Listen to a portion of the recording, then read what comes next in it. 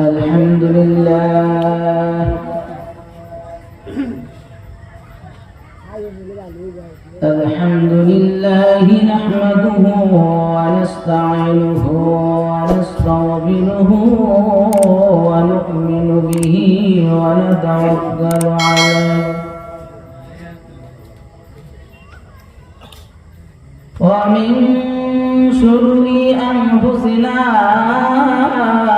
ومن سيئات أعمالنا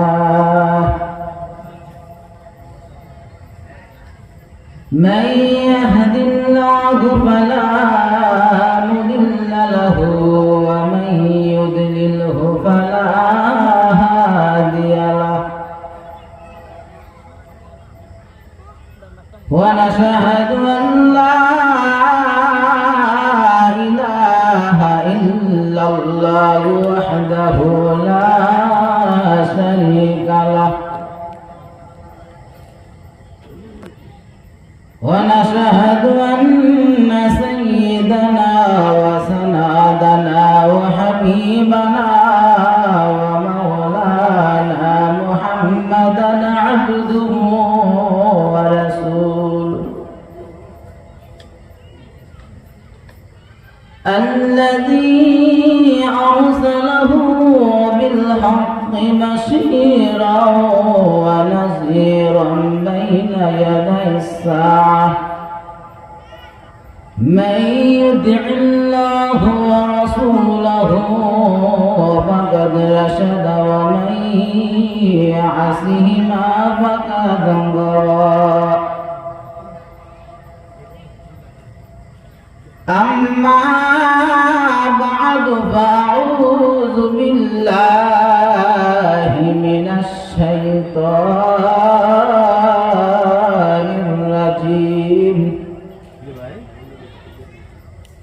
بسم الله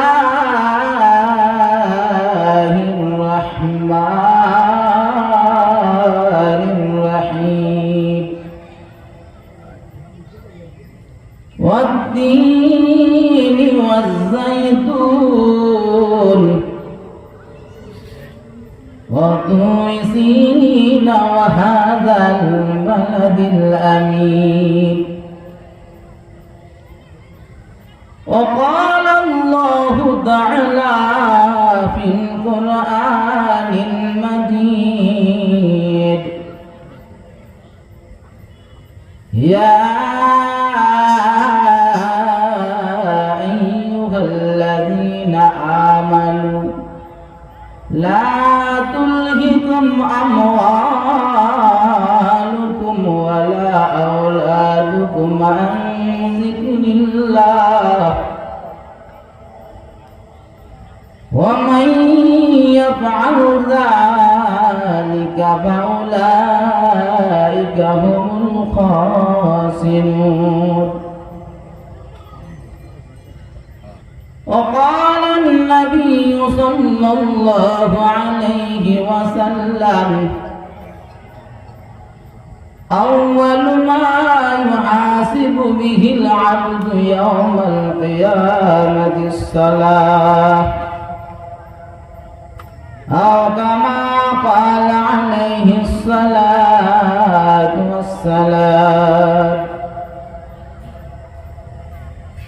وقال الله تعالى في القرآن المجيد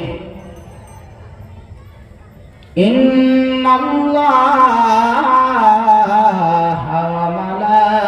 وملائكته يصلون على النبي يا أيها الذين آمنوا صلوا عليه وسلموا تسليما اللهم صل على زبان كله وعلى آل سيدنا محمد اللهم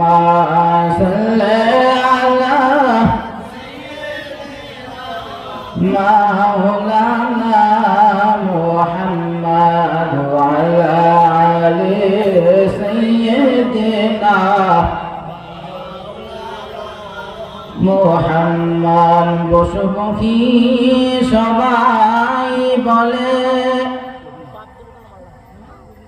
আজকে মোদের খুশির দিন,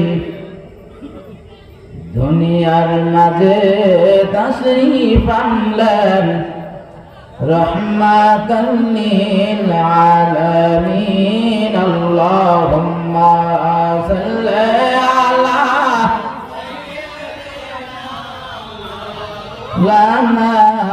মুহাম্মাদ ওয়া আলা আলি সাইয়্যিদিনা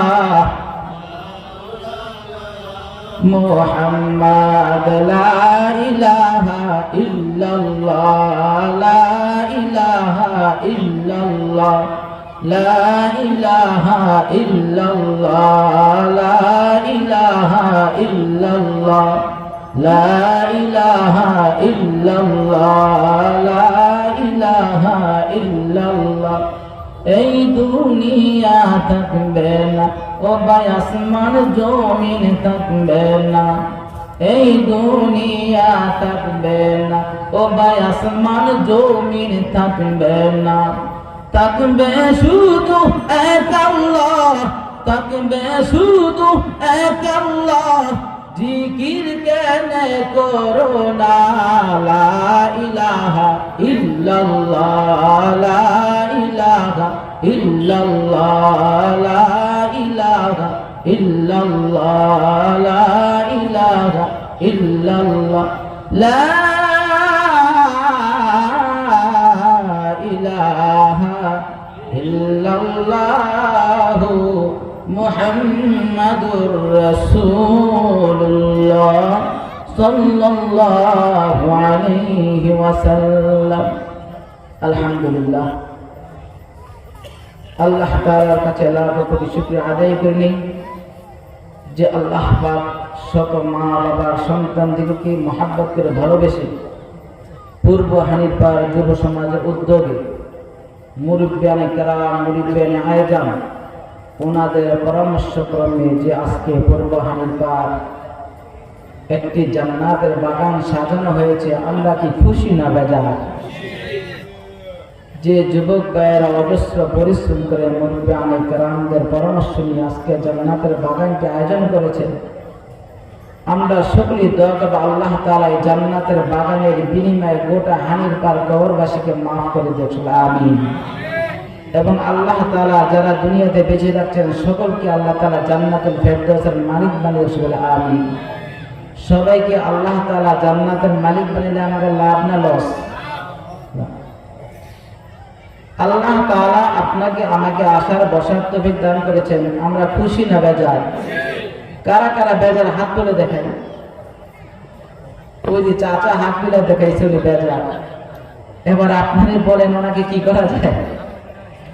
জান্নাতের বাগানে আসছে, চাচা মনে করছে আমিও তো জান্নাতে যাব, জান্নাতের নেশায় হাত তুলে বেড়াইছে। আল্লাহু আকবার। জান্নাত দরকার আছে কিনা বাবা? জান্নাত দরকার আছে। وقال الله تعالى في القرآن المجيد يا أيها الذين آمنوا لا تلهكم أموالكم ولا أولادكم عن ذكر الله ومن يفعل ذلك فأولئك هم الخاسرون। আপনার আমার রবকে এক আল্লাহ, আল্লাহ ডাক দিয়েছেন বান্দা, ও ইমানদার বান্দা, ইয়া আইয়ুহাল্লাযীনা আমানু লা তুলহিকুম আমওয়ালুকুম ওয়ালা আওলাদুকুম। হে ইমানদার বান্দা, তোমাদের ধন সম্পদ সন্তান সন্ততি যেন তোমাদিগকে জিকির থেকে, আমল থেকে, নামাজ থেকে, রোজা থেকে ফিরাইতে না পারে। যদি তোমরা সন্তানের লালন পালনের নেশায় পড়ে, যদি তোমরা সন্তান ছাড়াও যদি ধন সম্পদের নেশায় পড়ে, ব্যবসা বাণিজ্যের নেশায় পড়ে, তোমরা জিকির ছেড়ে দাও, আমল ছেড়ে দাও, নামাজ ছেড়ে দাও, ও আমার বান্দা তোমরা ক্ষতিগ্রস্ত হইবে। আল্লাহ তাআলা বলেন, বান্দা কত নিয়ামত দিয়েছি তোমাদেরকে, ও বান্দা আমার নিয়ামতের তোমরা নিয়ামত নিয়ে গবেষণা করো না রে বান্দা। বান্দা কত নিয়ামত দামি দামি দিয়েছি রে বান্দা। ছোট্ট একটি শিশু, মা প্রসব বেদনা হচ্ছে, ডাক্তার সাহেব ভূমিষ্ঠ করাইছে, মা দুনিয়া ছেড়ে চলে গেছে। এবার শিশুকে দুনিয়ার কোনো খাবার দিলে বাচ্চা বাঁচবে না।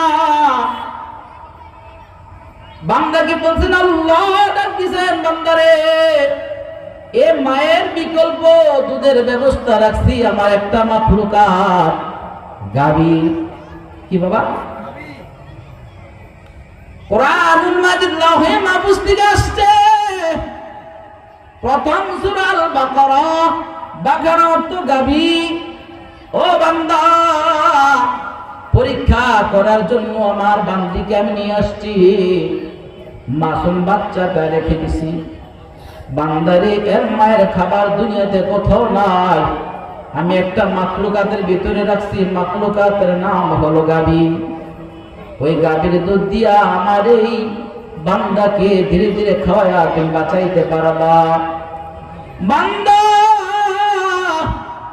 হাসরের ময়দানে তোমার নামে আমার এই গাভীর বাচ্চা বিচার দিবে রে বান্দা। কি বিচারে দিবে? আল্লাহ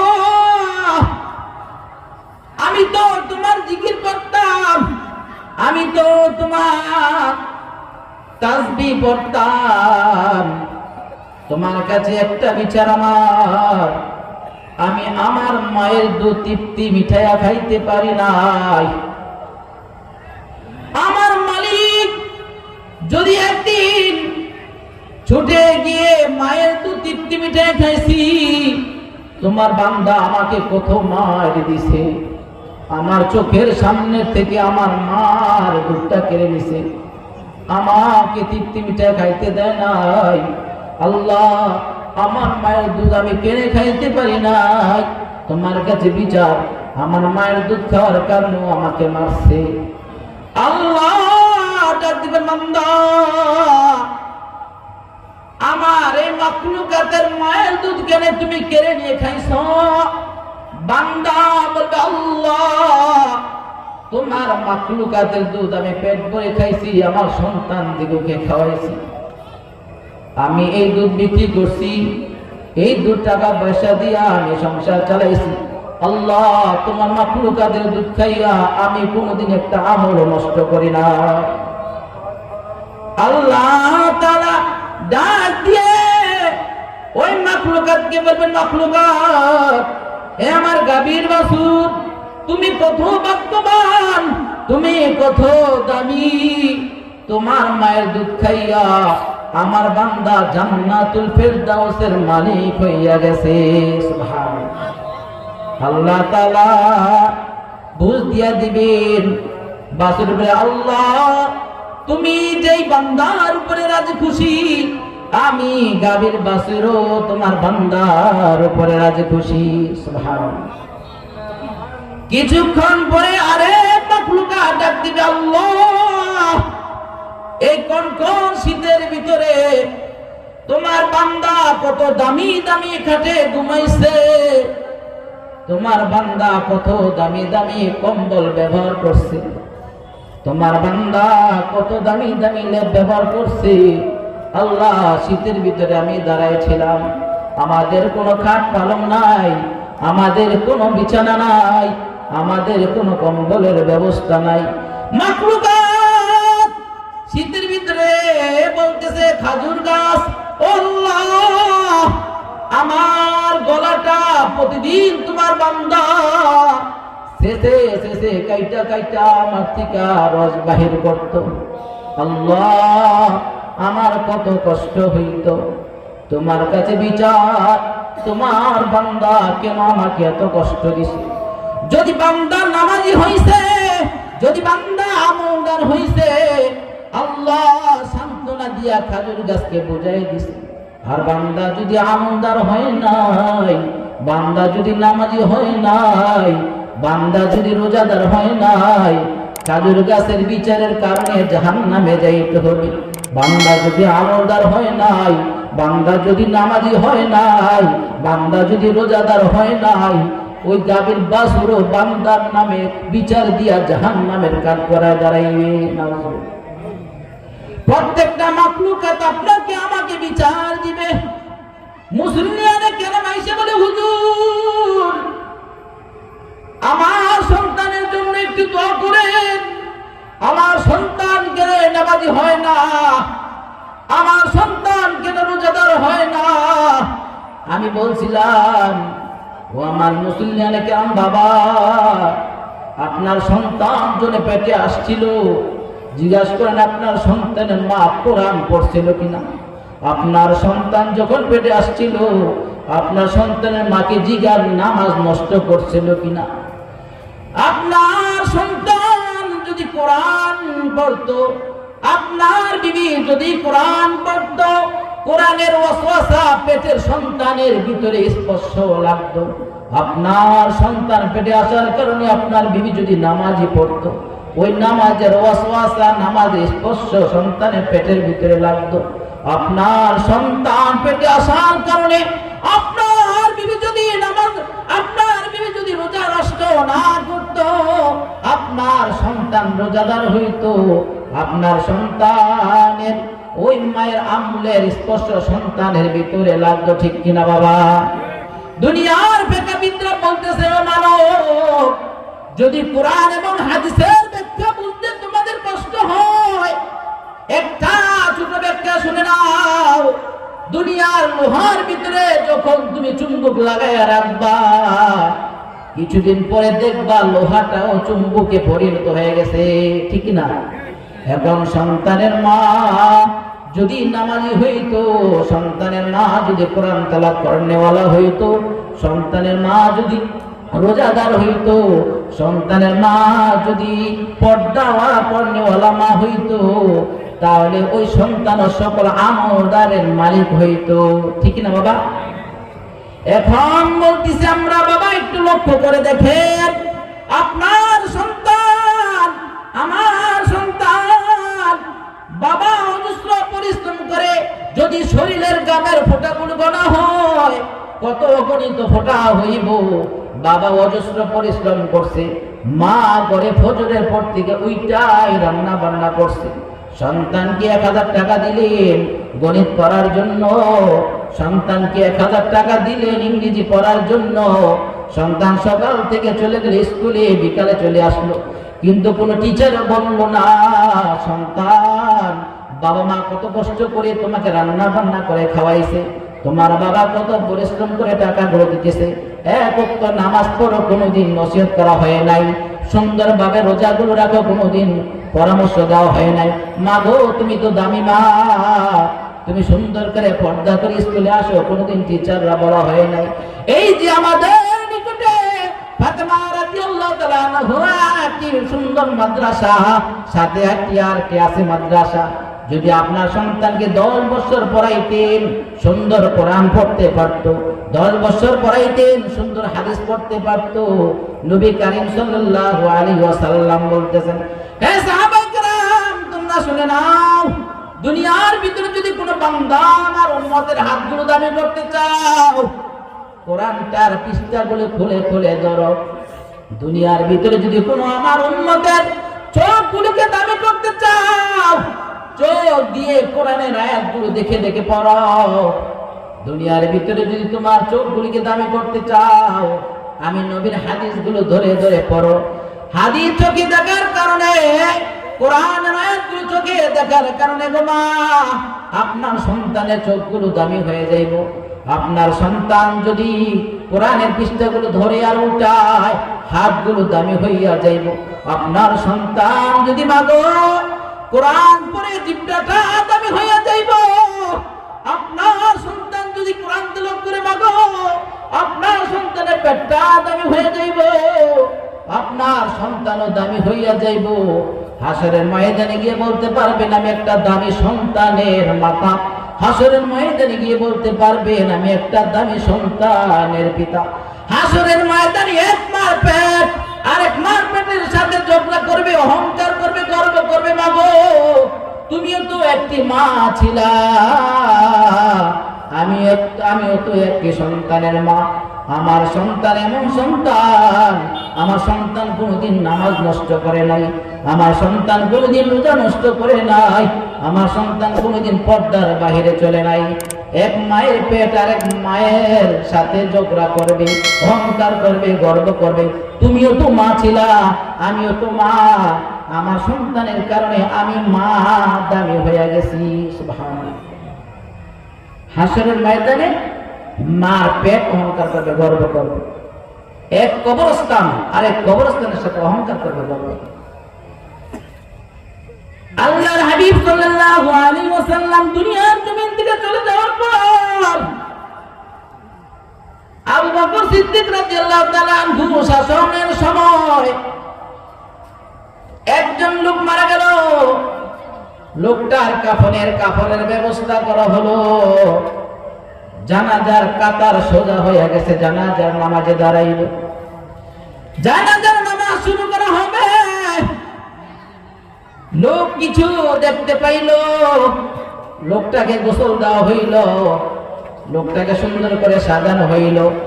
এখন লোকটার কাফনের কাপড়টা কেন জানি লড়তেছে। কয়েকজন সাহাবায়ে কেরাম পরামর্শ করলেন কি ব্যাপার, এই মাইয়তকে গোসল করানো হলো, কাফন পরানো হলো, জানাজার নামাজ শুরু করা হবে। এখন যদি কাফনের কাপড়ের ভিতরে নড়াচড়া করে মাইয়ত কি আবার জীবিত হয়ে গেল নাকি? আবু বকর সিদ্দিক রাদিয়াল্লাহু তাআলা আনহু উপস্থিত সাহাবায়ে কেরাম বলতেছেন, ও ভাই আবু বকর, ব্যাপারটা কি? লাশটা কেন নড়াচড়া করতেছে? লাশের মুখটা খুলে দেখতেছেন, খুলতে দেরি আছে। লাশের গলায় দেখছেন একটি বিষধর সাপ। লাশ থেকে ছিঁড়ে ছিঁড়ে গোশতগুলো খাইতেছে, গলার থেকে চুষে চুষে রক্তগুলো খাইতেছে। এবার কয়েকজন সাহাবায়ে কেরাম লাঠি নিয়ে আনাইলেন, সাপটাকে মারবেন। সাপ বলতেছে, আশহাদু আল্লা ইলাহা ইল্লাল্লাহু মুহাম্মাদুর রাসূলুল্লাহ। ও নবীর উম্মত সাহাবায়ে কেরাম, আমাকে কেন মারবা? আমার কি অন্যায়? আল্লাহ তাআলার হুকুমে আমি এখানে আসছি, আল্লাহ তাআলা হুকুম করছেন বিদায় আমি আসছি, আল্লাহ তাআলা হুকুম করছেন বিদায় আমি এই লাশকে কামড়াইতেছি, লাশের গোশত খাইতেছি, এই লাশের রক্ত আমি চুষে চুষে খাইতেছি। সাহাবায়ে কেরাম জিজ্ঞাসা করলো, সাপ কেন তুমি এখানে আসলা? কেন লাশের গোশত খাইলা? কেন লাশের গলায় তুমি কামড় দিয়া রক্ত চুষতেছো? সাপ বলতেছে, এই লোক ওই লোক যেই লোক মসজিদ আজান শুনতো, আজান শোনার পরও লোক জামাতে শরীক হইতো না, যেই লোক জুম্মার নামাজে মসজিদে যাইতো না, যেই লোক উলামায়ে কেরামের কথাগুলো শোনার পরেও সে মানত না, এই বেয়াদবি করার কারণে মসজিদে যায় জামাতে নামাজ না পড়ার কারণে আল্লাহ তাআলা আমাকে বলছেন এই মাইয়তকে শাস্তি দেওয়ার জন্য। নাউজুবিল্লাহ। নামাজের দরকার আছে কিনা বাবা? দরকার আছে? কার কার দরকার নেই হাত তুলে দেখায়। মাশাআল্লাহ, সবার নামাজের দরকার আছে। নামাজ একা পড়লে হবে না বাবা, নামাজ সকলের পড়তে হবে। আপনি একা পড়ে সবাই সন্তানদেরকে জান্নাতে যেতে পারবেন না। মা বাবা জান্নাতে হইছেন, সন্তান আমল করে জাহান্নামে হইছে, সন্তান আপনার গলায় আঁকড়াইয়া ধরবে, বলবে মা তুমি হাঁটা শিখাইছো, তুমি কথা শিখাইছো, তুমি ধরা শিখাইছো, তুমি পড়ালেখা শিখাইছো, কোরআনের আয়াতের বাণী শিখাও নাই, হাদিসের বাণী শিখাও নাই, আমল শিখাও না, পর্দা করনেওয়ালা মেয়ে বানাও নাই, মা বাবা তোমাদের কারণে জাহান্নামে হয়েছি, আজকে তোমরা আমাদের সাথে জাহান্নামে চলে নাওয়াজ। সন্তানকে যত মায়া মহব্বত করতেছেন দুনিয়াতে, আখেরাতে সন্তান এরকম করবে। এই জন্য চেষ্টা করবো তো বাবা সকলকে নামাজি করার জন্য ইনশাআল্লাহ। সকলেই চেষ্টা করবো, মা বোনরা যারা বাসায় আছি আপনারা চেষ্টা করে মেয়েদেরকে কিভাবে নামাজি বানা যায়, পর্দা নিশীন বানানো যায়। বাবারা চেষ্টা করবো ছেলেদেরকে মাথায় হাত বুলি হলেও সন্তানকে কিভাবে নামাজি করা যায়, কিভাবে মসজিদে নেওয়া যায় চেষ্টা করবো তো।